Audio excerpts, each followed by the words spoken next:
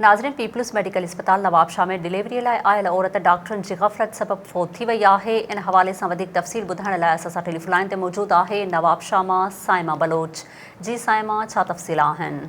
जी, मां तव्हांखे ॿुधाईंदी हलां। पीपल्स मेडिकल अस्पताल जे डॉक्टरनि जी मुबैना ग़फ़लत सबब 19 सालनि जी नौजवान औरत मुस्मात पठाणी फ़ौत थी वई।